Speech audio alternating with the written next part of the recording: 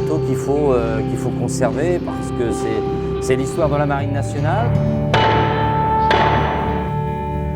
Il n'y a que des gens passionnés à travailler sur cet arrêt technique.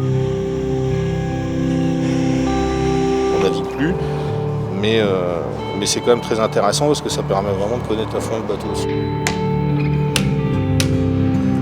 Je suis fier de voir un bateau qu'on a restauré et je suis fier de l'équipage qui sait le faire naviguer. Le bois, la voile, le travail des charpentiers, tout ça c'est un ensemble qui trouve sa justification dans la formation des équipages. Et il faut le continuer, ça fait plus de 80 ans que ça dure. Un passé illustre durant la Seconde Guerre mondiale, des milliers de nautiques parcourus en mer pour la formation des marins. Les goélettes Étoile et Belle Poule sont des bateaux emblématiques de la Marine nationale. Le secret de leur longévité se trouve dans l'attention et l'entretien dont elles font quotidiennement l'objet. 5 mois, c'est le temps qu'il faudra pour venir à bout de l'arrêt technique majeur de la goélette Belle Poule. Un arrêt indispensable pour son maintien en conditions opérationnelles. Cette période d'entretien, c'est le rendez-vous de différents métiers, différentes individualités et d'une même passion, celle de la mer et de ce prestigieux bateau de patrimoine qu'est la goélette. Dans le ventre de la base sous-marine du port militaire de Brest, c'est le moment pour la Belle Poule de se refaire une beauté. Dématée, allégée et réduite à l'état de ponton, la goélette est posée sur sa ligne de thym. Au fond du bassin, l'attention est portée sur la coque doublée de près de 400 plaques de cuivre. De nos jours, très peu de bateaux utilisent encore cette technique ancienne et finalement écologique de protection de carène. Le cuivre empêche les organismes aquatiques de se fixer sur la coque. Je refais le cuivrage sur certaines pièces qui sont oxydées. Il y a un recouvrement qu'il faut respecter et pas l'inverser, sinon les plaques risquent de se décoller lorsque le bateau avance. Donc on fait comme des écailles de poisson, c'est le même principe. C'est des bateaux mythiques, enfin je veux dire, ils ont marqué toute une époque, ils marquent encore. Hein. C'est les bateaux qu'il faut conserver. Pour une grande partie des marins de la Belle Poule, cet arrêt technique est une première. L'occasion de redécouvrir leur bateau de l'intérieur, peut-être même de mieux le comprendre. Une partie de l'équipage s'occupe de remettre en état le gréement. C'est du boulot, mais bon, c'est super intéressant. Je suis arrivé ici, je savais faire quelques nœuds, travailler un peu le cordage, mais tout ce qui était les voiles, le réglage, l'entretien, j'ai tout appris sur le tas petit à petit.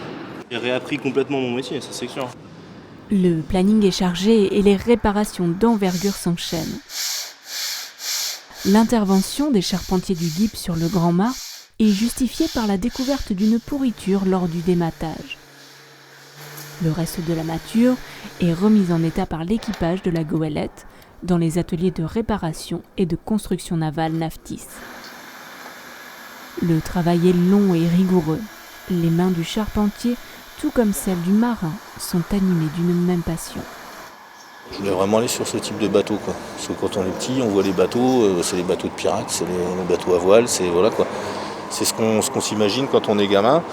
Et puis c'était vraiment, je voulais vraiment passer par là, quoi. Là on attaque la deuxième couche de linque sur les espoirs. C'est une opération qui se fait vraiment aux gros entretiens, aux ATM, quoi. On sera content de renaviguer après l'AT. Et puis aussi de voir l'aboutissement de notre travail. L'appel du large habite les esprits, mais pour le moment, les bruits de la mer sont remplacés par ceux du chantier.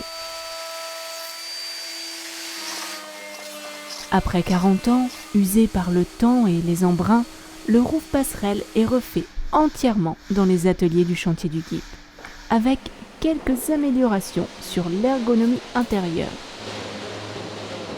Après avoir déposé l'ancien roof, le pont fait place nette et peut à son tour être en partie rénové. Avec plusieurs points de pourriture, l'étanchéité du pont n'était plus assurée et rendait la vie à bord plutôt inconfortable.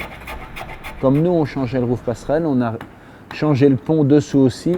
Pour le pont des Goëlettes, on utilise du pin d'Oregon. Ça vient d'Alaska, du sud de l'Alaska. Et c'est des bois qui sont disponibles en très grande longueur, ce qui est rare. Vous voyez, vous avez des longueurs ici de 7 mètres ou de 8 mètres sans nœuds.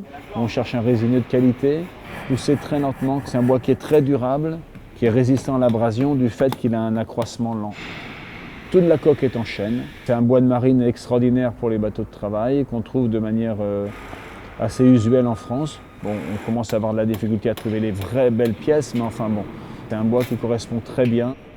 En plus des travaux de réfection apportés au pont, l'attention des charpentiers est portée sur les œuvres mortes au niveau du plat-bord et des premiers bordés de coque. Ce que j'effectue à ce moment, c'est l'étanchéité de ce bordage-là qui a été changé. Comme il était dégradé dans sa matière en elle-même, les champignons par rapport à un impact aussi, ce qui fait qu'il n'assurait plus du tout son étanchéité. Donc fuite d'eau à l'intérieur en permanence, il fallait intervenir au mieux au plus vite.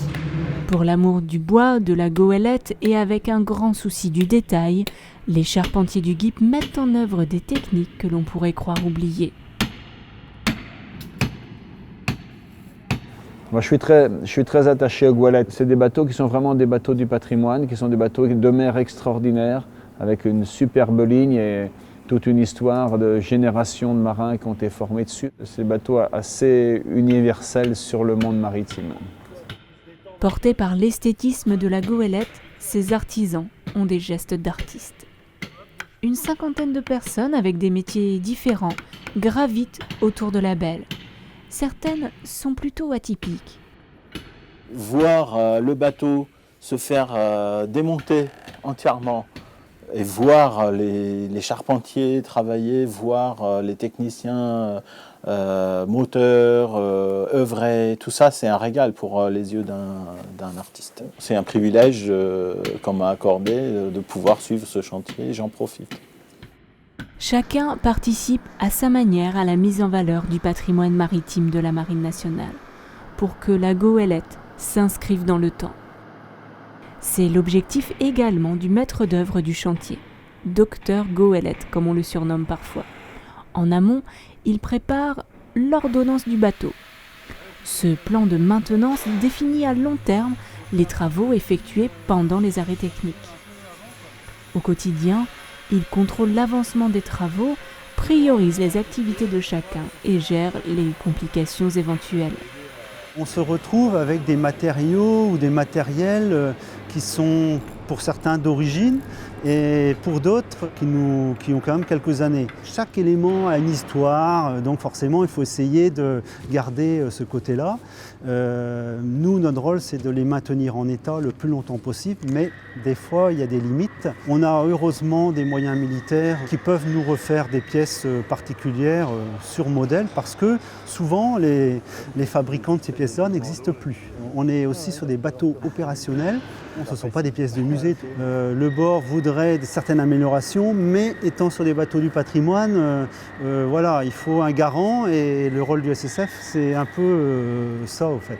C'est aussi respecter les traditions sur ces bateaux-là en fait. L'étendue du chantier et la participation de nombreux intervenants impliquent une bonne coordination des différents corps de métier. Une réunion hebdomadaire permet d'échanger, de comprendre le travail et les impératifs des autres et de s'adapter pour que chacun atteigne ses objectifs. À bord de la goélette, l'entreprise Naftis et le chantier du GIP sont souvent à pied d'œuvre simultanément. Aujourd'hui, on a l'opération très sensible de remise en place du moteur de propulsion. Une opération de manutention très délicate pour pouvoir passer le moteur par la claire-voie et le mettre en place après sur son châssis. Les équipes sur le terrain se connaissent, ont appris à travailler ensemble depuis des années, donc je dirais ça se passe très bien entre l'équipage et puis le groupement GIP Naftis. Le moteur remis dans son écrin c'est au tour du Rouf, flambant neuf, de faire son arrivée. L'opération est tout aussi délicate. Il reste encore beaucoup à accomplir avant que la belle poule ne rencontre à nouveau les éléments.